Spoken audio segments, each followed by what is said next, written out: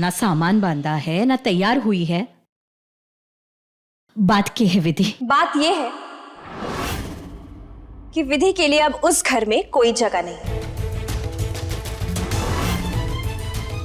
ये क्या कह रहे हैं आप भारती जी? ये बात आपकी बेटी ने आपको बताई नहीं क्या?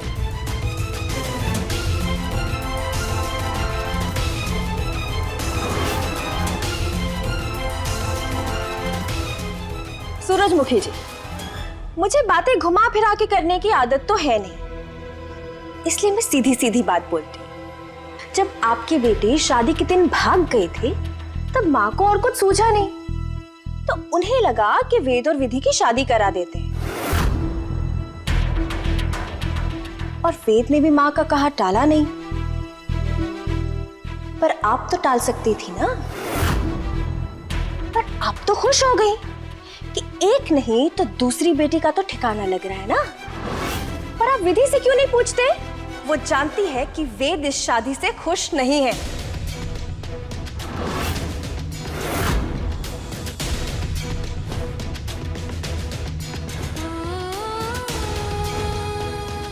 मजाक तो मैं बन गया हूँ माँ, बहुत बड़ा मजाक। तेरी शादी मजाक, तेरी जिंदगी मजाक। मैं कल नहीं आ पाऊंगा आपको लेने, सॉरी। ब्याह जिस हाल में हुआ था सबने देखा। थोड़ा सा वक्त दीजिए दोनों को, परसों ही तो ब्याह हुआ है। समय के साथ साथ क्या होगा समय के साथ? बबूल के पेड़ पर आम उगाएंगे क्या? ये रिश्ता कभी भी फलेगा नहीं आंटी जी। धोखा हुआ है मेरे भाई के साथ। उसे सपने दिखाए गए थे चांद के और पकड़ा दिया गया एक खोटा सिक्का।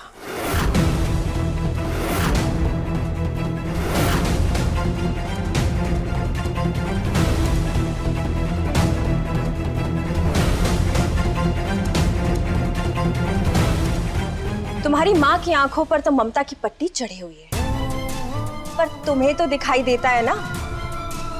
तुम तो देख सकती थी कि तुम्हारी और वेद की भलाई किन चीजों में है। अब बेहतर यही होगा कि तुम दोबारा उस घर में वापस मत आना, और अगर माँ पूछे तो कोई बहाना बना देना। वेद के जख्म जब भर जाएंगे तो मैं उसकी शादी कहीं अच्छे घर में करवा दूंगी।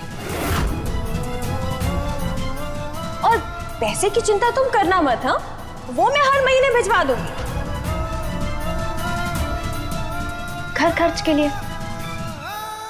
और हाँ, मैं एक बहुत अच्छे वकील को जानती हूँ जो तुम्हारी और वेद की शादी कानूनी तौर पर कैंसिल करवा देंगे। और वैसे भी एक दिन की शादी को शादी नहीं माना जाता।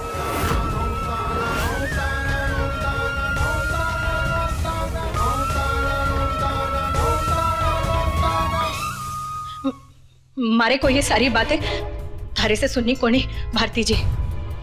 प्रतिभा जी ने खुद विधि को पसंद किया था और वेद जी ने इसके साथ फेरे लिए थे। वो खुद आकर यहाँ कहे कि उन्हें ये रिश्ता निभाना है कि ना है। आपको ये बात समझ में नहीं आ रही है क्या सूरजमुखी जी, कि वेद अब आपकी इस टूटी फूटी लड़की को लेने यहाँ नहीं आ रहा? ये बात आपकी बेटी ने आपको बताई नहीं क्या?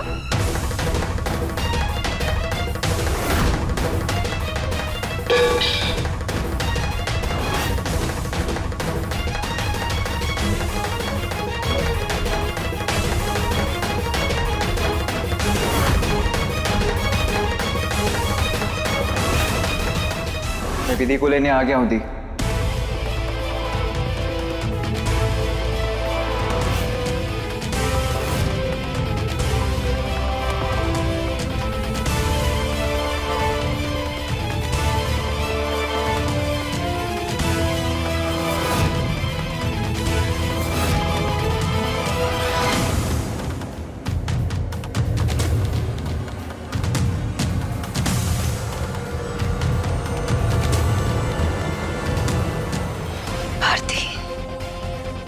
अपनी समझ से तुम्हें बहुत संस्कार दे रही थी, पर गठबंधन का मोल समझाना शायद भूल गई।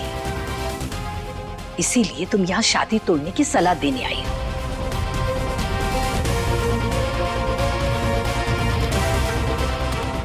मैंने आपसे कहा था ना कि ये माँ और मेरे बीच की बात है, तो आप क्यों यहाँ? ये बात तो तूने शादी के दिन पर भी कही थी ना लड्डू। और कल तू सड़क पर शराब के नशे में धुत पड़ा हुआ था। और जब कल तुझे घर लाए तो यही बड़बड़ा रहा था ना कि शादी एक मजाक है। तो अब बता, ऐसी कौन सी बात है जो रह गई है तेरे और माँ के बीच? पते की बात तो ये है लड्डू कि इस घर की इज्जत अब सड़क पर आकर रह गई है, और इसका एक लौता कारण है ये शादी जो जबरदस्ती तेरी जिंदगी पे थोप दी गई है।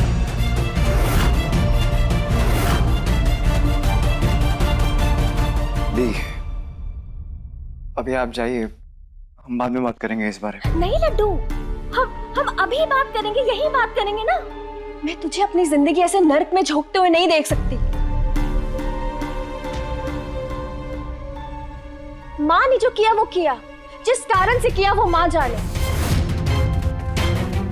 पर मैं तो तेरी बहन हूं ना, मैं तुझे ऐसे दुख में नहीं देख सकती लड्डू। दी प्लीज। मुझे ना तेरी शादी होने ही नहीं देनी चाहिए थी, पर अब भी देर नहीं हुई है लड्डू। ये आधी अधूरी लड़की तेरी पत्नी कहलाने के लायक नहीं है।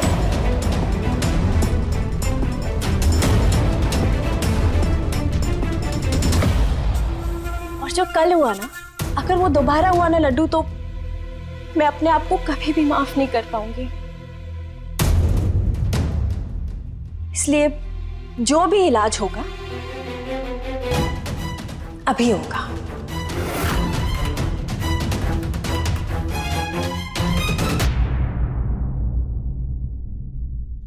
निकालिए मंगलसूत्र।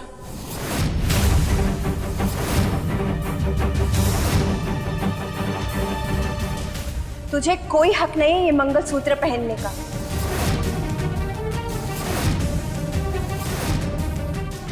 वे तुझसे प्यार नहीं करता, तुझे अपनी पत्नी नहीं मानता।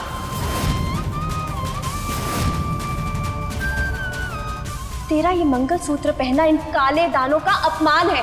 ये मंगलसूत्र पायल के लिए बना था, जिसने इसका कोई मोल नहीं किया। निकाल इसे, निकाल इसे।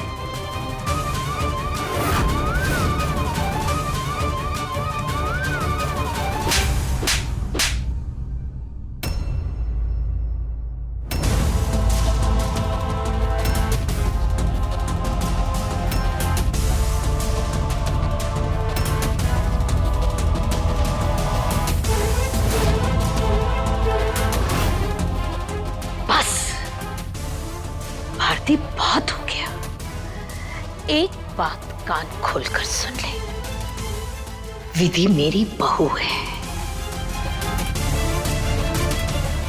और मेरे घर में उसका उतना ही दर्जा है जितना तुम्हारा है।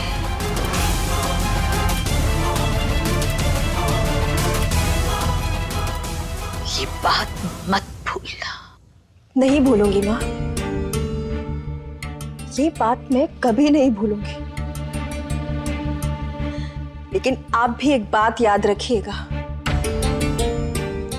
कि आप इस फैसले को लेकर एक दिन बहुत ज्यादा पछताएंगे।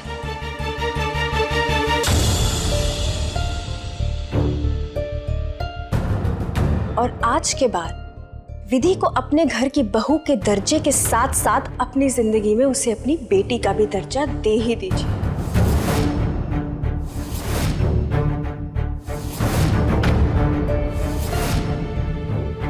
क्योंकि मैं आपसे अब कोई रिश्ता रखना नहीं चाहती।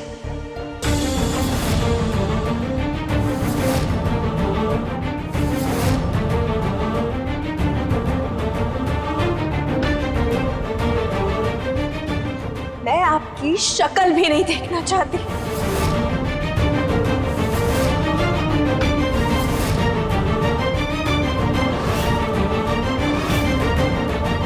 और तुम्हें तो बहुत खुशी हो रही होगी ना कि आते ही एक माँ को उसकी बेटी से अलग कर दिया? नहीं दीदी। खबरदार, खबरदार जो तुमने अपनी गंदी जुबान से मुझे दीदी कहा तो। ये पूरा कोठारी परिवार तुम्हें बहू के रूप में जरूर स्वीकार कर ले, लेकिन मैं तुम्हें वेद की पत्नी के रूप में कभी भी स्वीकार नहीं करूंगी।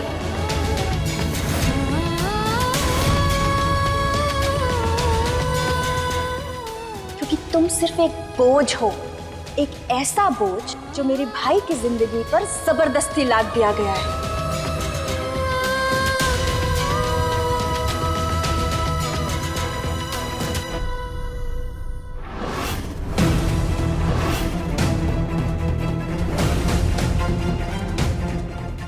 दी दी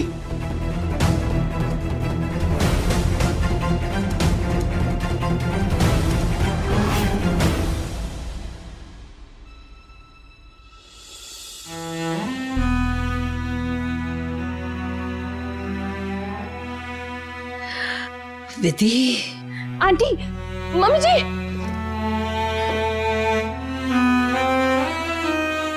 मम्मी जी आप ठीक तो है ना?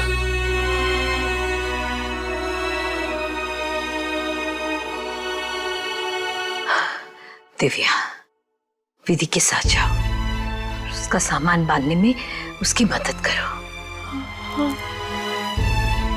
हम आज ही विधि को विदा करके ले जाएंगे। जी। विधि बेटा, जा जल्दी जा।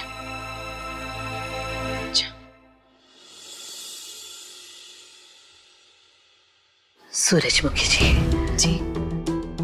मुझे आपसे जरूरी बात करनी है। अब क्या जरूरी बात करनी है मम्मी जी को अपनी समधन से?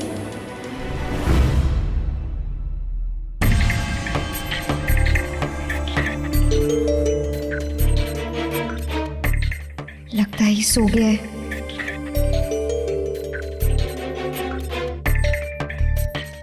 दरवाजे पर ताला भी नहीं है।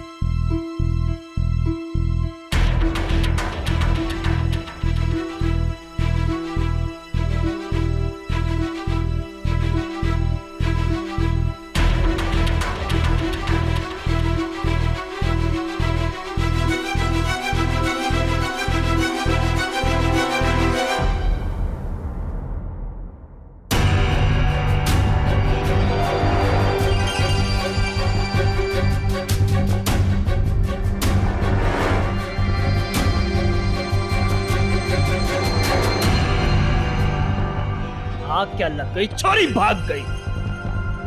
भाग कर ज्यादा दूर नहीं गई होगी, वो आसपास ही होगी। वो एक काम कर, तू यहां जा, मैं वहां जाता हूं।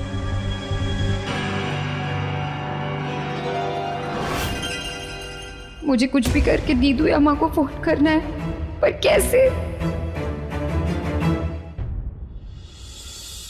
माफ कीजिएगा सब जी, हमारी वजह से थारा थारी बिटिया के साथ। नहीं नहीं, आप माफी मत मांगिए समधन जी, माफी तो मुझे मांगनी चाहिए। भारती के बर्ताव से मैं बहुत शर्मिंदा हूँ। सच में हमारी विधि ने पिछले जन्म में मोती दान किए होंगे, जो थारी जैसी सास मिली। आपने खुद कहा था ना समधन जी कि कोई पिछले जन्म का नाता है मेरा और विधि के साथ। सच में कोई गहरा रिश्ता है जो कोई नहीं समझ सकता। लो, बातों बातों में मैं जरूरी बात करना ही भूल गई।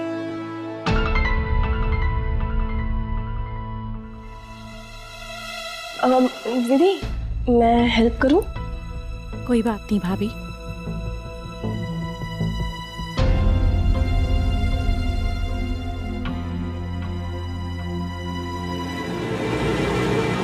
ये समधने कमरे में बंद होकर ऐसी क्या जरूरी बातें कर रही है? दिव्या, पता कर।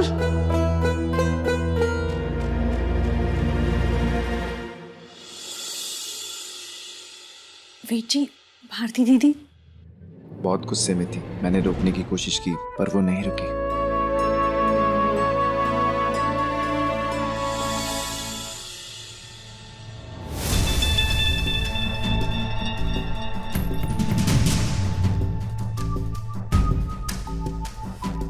जो जमीन मैंने विधि के नाम की थी, उसी के लिए मुझे विधि के कुछ पेपर्स चाहिए होंगे, जैसे 12वीं की मार्कशीट और पैन कार्ड की कॉपी। समधन जी, बुरा मत मानिएगा, एक बार अगर आप विधि से बात कर लेते तो। नहीं, जमीन जायदाद का मामलो है ना, एक तो बड़ो चीज आप उसे दे रहे हो, पता नहीं वो राजी होवेगी या ना होवेगी। आप बिल्कुल चिंता मत कीजिए समधन जी, अभी आप उसे कुछ भी मत बताइएगा। वक्त आने पर मैं उसे खुद बताऊंगी और मना भी लूंगी। जी, एक मिनट।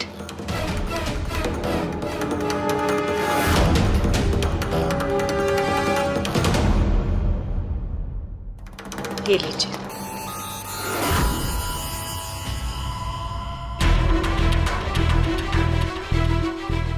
OMG, मम्मी जी इस लंगड़ी विधि के नाम कोई जमीन करने जा रही है। आई एम सॉरी विधि, मैं इसे शराब पी कर आ गया, तुम्हारी बेइज्जती की। पता नहीं क्या कुछ कह दिया होगा तुमसे। मैंने सुना है इंसान नशे में सच बोलता है। आपने भी सच ही कहा होगा। सच तो आपके मैसेज में भी था। आपकी तबीयत खराब थी, इसलिए आप नहीं आ पाए थे। मुझे भी यही ठीक लगा, पर फिर आप। मैं नहीं आने वाला था क्योंकि घबराहट हो रही थी, अजीब सी डिप्रेशन हो रही थी, मन ही नहीं कर रहा था। फिर अचानक तुम्हारी बात याद आई कि हर रस्म का कुछ ना कुछ मकसद होता है। ये रस्में सिर्फ नाम के लिए नहीं होती वेद जी, हर रस्म का एक मतलब होता है, महत्व होता है। इसीलिए रस्म निभाने आ गया। Thank you.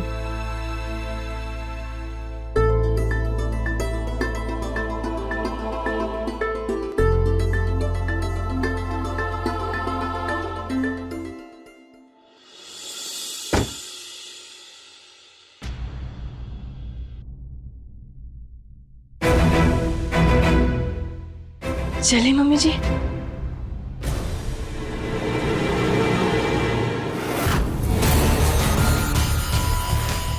विधि, तुम बहुत खुश हो रही होगी ना कि तुम्हारी विदाई हो गई पग फेरों से, पर मैं जानती हूँ ससुराल में तुम्हारे स्वागत की तैयारी इमरती ने बढ़िया सी की होगी।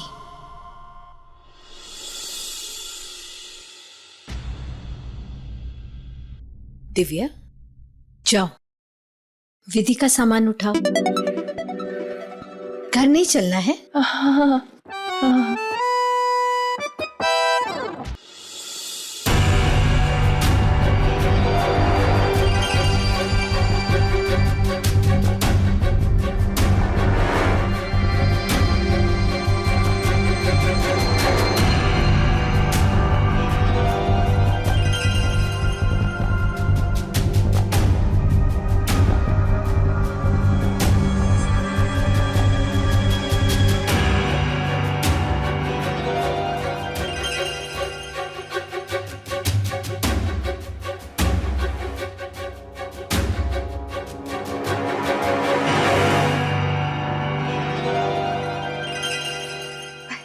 भैया, भैया प्लीज मुझे अपना फोन दे दीजिए, मुझे बस घर पे कॉल करना है।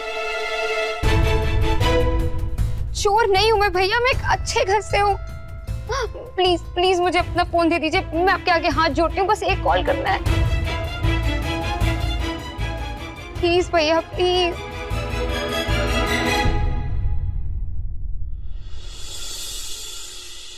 वेद, चले बेटा। जी माँ।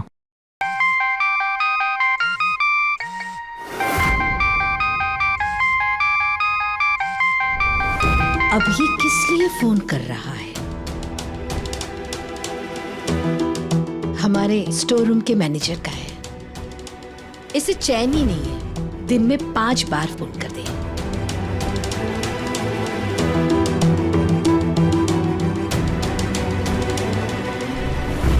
हेलो मैडम जी वो पायल भाग निकली और कहीं नहीं मिल रही।